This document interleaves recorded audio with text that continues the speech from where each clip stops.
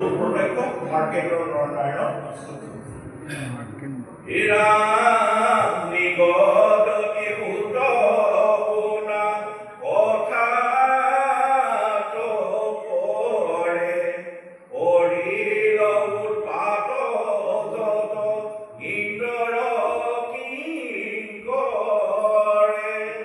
কিংকৰে উৎপাত কৰাৰ কথা মই আগতে কৈছোঁ যে তেওঁ তপস্যা কৰি আছে তাকে দিৱসীয়ে এই তপস্যা ভংগ কৰিবৰ কাৰণে ইন্দ্ৰৰ ৰাগবিলাকে বিভিন্ন ধৰণৰ অমংগল কৰি আছে হেৰা তথাপি নুঠিল ক্ৰোধ মুদ্ৰিকন্দ পুত্ৰৰ মোহিতু আচৰ্যয়ে কান্ত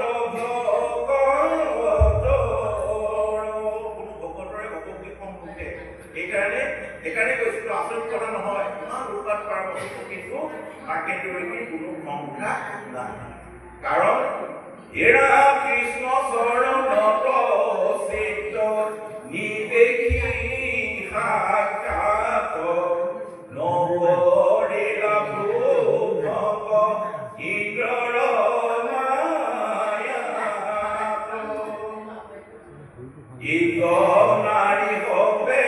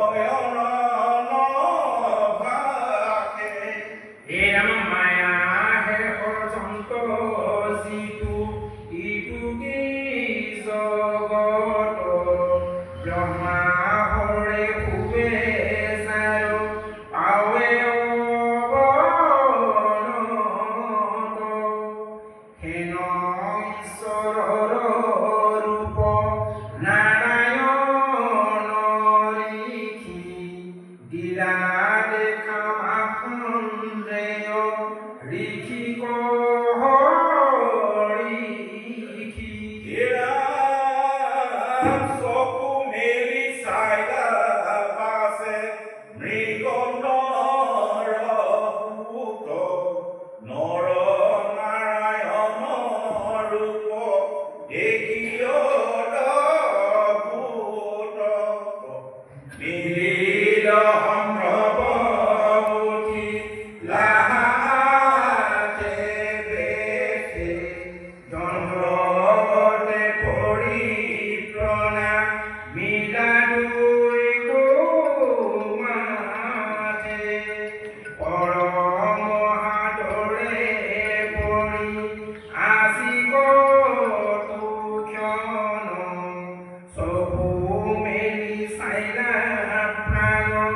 প্ৰভুৰ চৰণ দেখিলা পাৱৰে পৰা বয়ন নয়ন জোৰাইল অমিত পৰি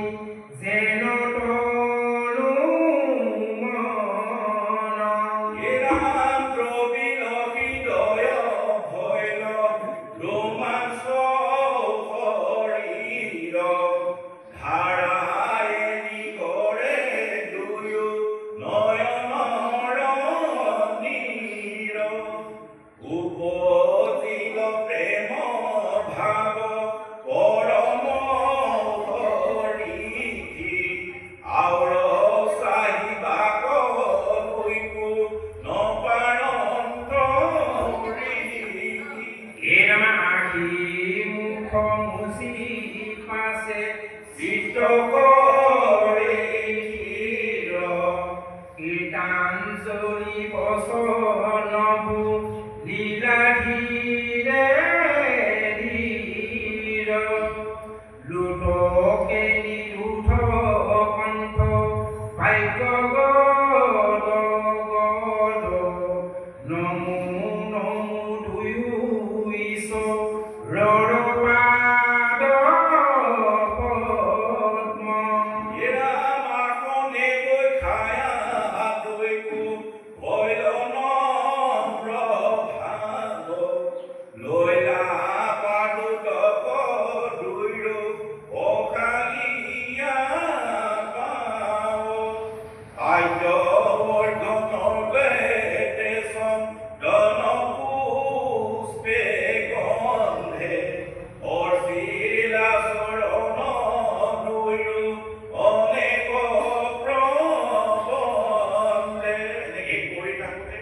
তেওঁ তপস্যা কৰি থাকোঁতে স্বয়ং নৰনাৰায়ণ ৰূপত উপস্থিত হয়। আগতে কৰুণা দিছে নৰনাৰায়ণৰ ৰূপ প্ৰায় আমাৰ একে ৰূপে বিষ্ণুৰ যি ৰূপ কৃষ্ণৰ যি ৰূপ তেওঁ একে ৰূপে আৰু যেতিয়া উপস্থিত হোৱাৰ লগে লগে গুৰুজনৰ চৰণত ধৰি তেওঁ সেৱা কৰে। তেওঁ মানে ইমান তেওঁৰ চকু পানী ওলাই গৈছে দেখি এই দুইজনৰ ৰূপলে আকৌ চাবই পৰা নাই। তেওঁ ভৰিত ধুৱাই মেলি তেওঁ আসন গ্ৰহণ দি মেলি তেওঁ নম্ৰভাৱে বহাইছে। সেইটোৱে এৰা মুখে বহি আশা জেৰো দুই পূৰ্ণ কাম দেখি মাৰ্কেণ্ডে অনুনাই কৰিলা প্ৰণাম ধৰি কৃতাঞ্জলি জানো পাৰিয়া চেৰিকি উয়ায় বনত তুলি বুলিলা হৰিকি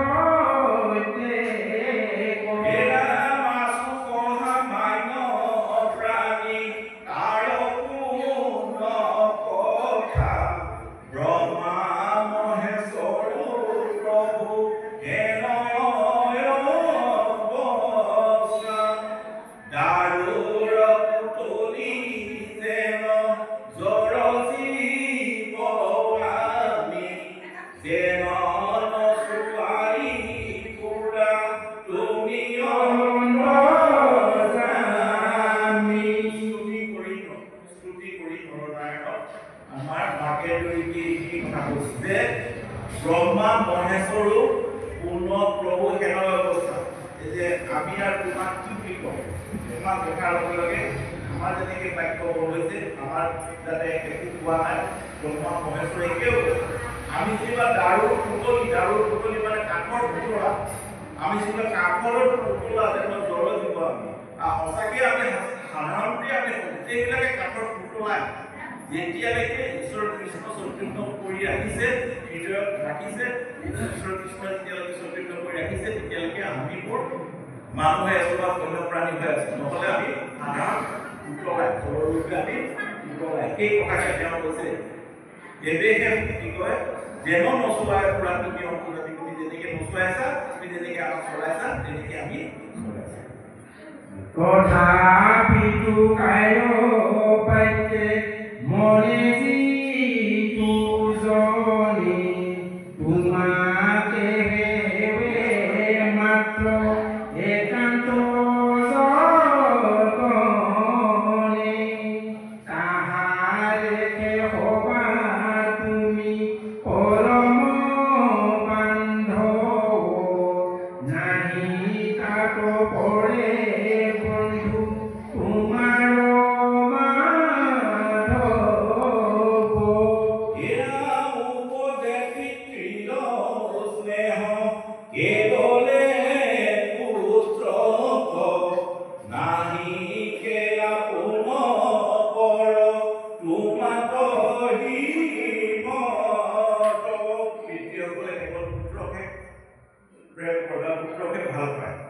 কিন্তু ঈশ্বৰৰ ক্ষেত্ৰত সকলোবিলাক তেওঁৰ পুত্ৰ বুলি ঈশ্বৰে কেতিয়াও কাকো বিনপূৰ নকৰে এতিয়া সেইটোৱে কৈছে নাহিকে আপোনাৰ ওপৰত তোমাৰ অভিমতে তোমাৰ কোনো আপোনপৰ নাই সকলো তোমাৰ বাবে সমান এৰাম সেই ভজে মাত্ৰ কৰিয়া নিশ্চয় বোলা তাক সুহৃদয়ে একে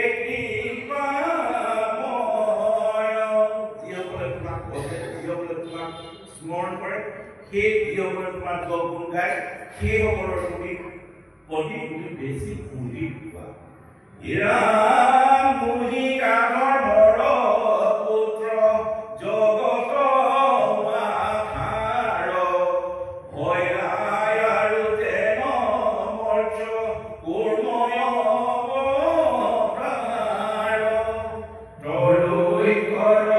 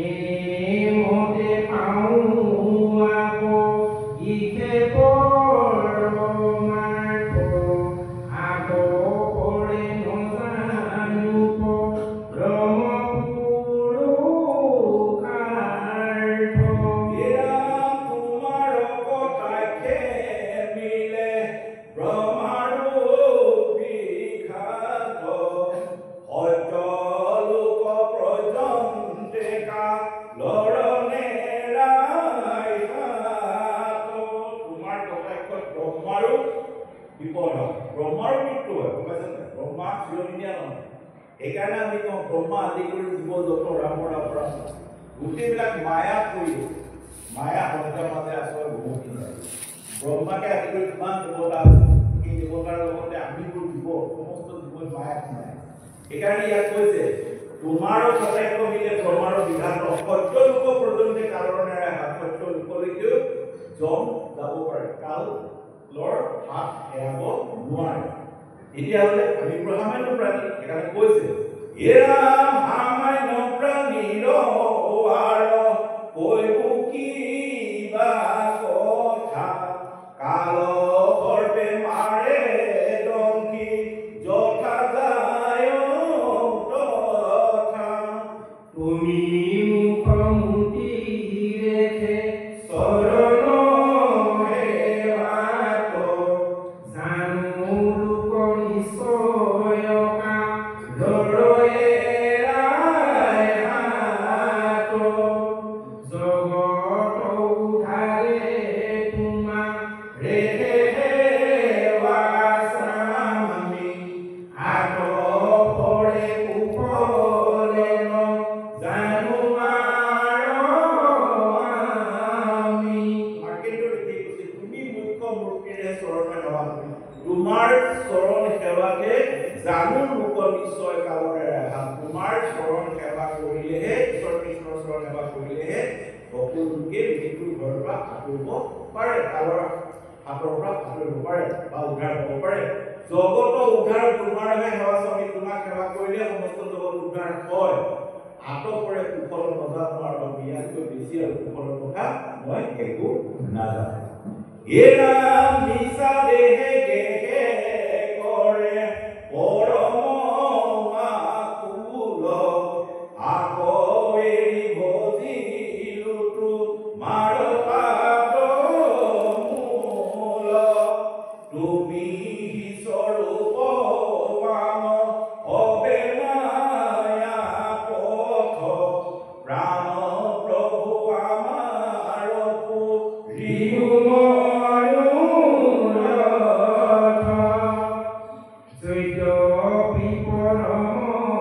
গুরু তুমি হে আপনি লীলায় ধরা তিনি মুক্তি গুণে তথাপি ভকতে ভজে হাতিক মূর্তি বুঝে দুঃখ মিলে সুখ মুখ তিনিটা গুণত তোমাৰ তিনি আৰু সত্ৰৰ ওজন হ'ব গতিকে তিনিটাৰ ওপৰত সমস্ত কাৰ্য কৰি আছে তথাপি ভকতে সাত্বিক মূৰ্তিকে ভজে আৰু সেই তেনেকে ভজিলে বুজে দুখ মিলে দুখ মুখত ধৰিব সমস্ত দুখ খণ্ডন হৈ